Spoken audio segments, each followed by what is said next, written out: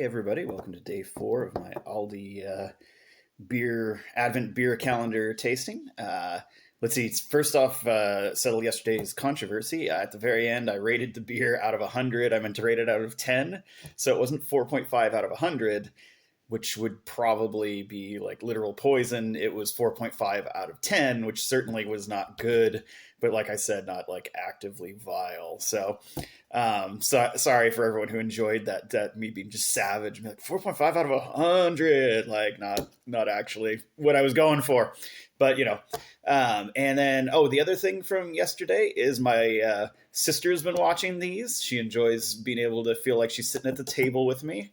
Hey, and she was watching with my little niece, who's a little over a year old, and my niece thought that it was me on video call, and she started waving at me and giving me the sign language hug. So my sister had to stop watching it so that my niece wouldn't think I was ignoring her. So I'm going to go ahead and say, hi, Early. Hugs. I love you. Okay. Now beer. Enough heartwarming family nonsense. We got the O'Shea's Celtic Wheat Beer. Let's get this sucker pouring. I got my Guinness glass out again. Like I said, I'm not a big wheat beer guy, but I don't dislike them. They're just not the first I'm going to go for. Okay. Got a nice color. Again, kind of strawy, but going more a little darker, a little gold. Surprisingly clear. Wheat beers are usually hazy, right? Like the Hefeweizen or the wit beer for the Germans and the Belgians, respectively. But I guess this is Irish wheat beer, Celtic wheat beer. Not that that's terribly meaning in any anthropological or historical sense. But so apparently a Celtic wheat beer is surprisingly clear. Not a very strong nose. Doesn't really smell like much. I can smell a little bit of the yeast. A bit sour. Not much body. A little bit of malt. No discernible hops. Yeah, that could be a wheat beer. Sure.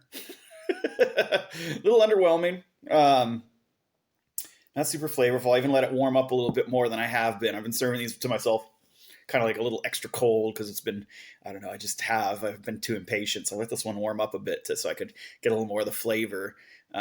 Cold tends to shock your taste buds and mellow out flavors and things.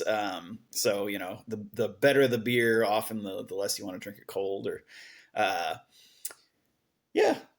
is nice.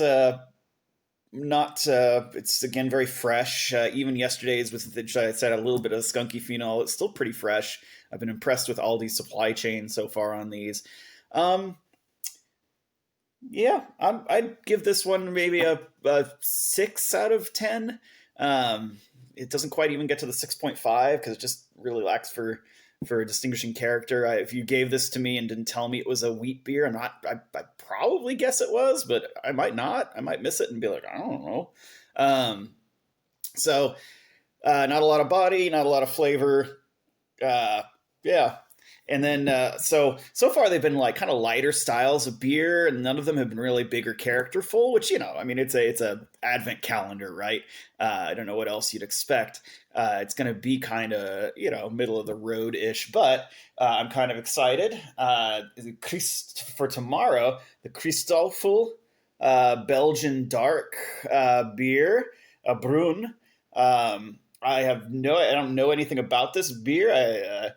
But an Abbey-style Belgian dark, that sounds pretty interesting. That sounds like might be a little more, a little richer, a little more characterful than what we've been having so far. So day 5 is looking kind of promising. Anyway, bye everybody. Have a good one.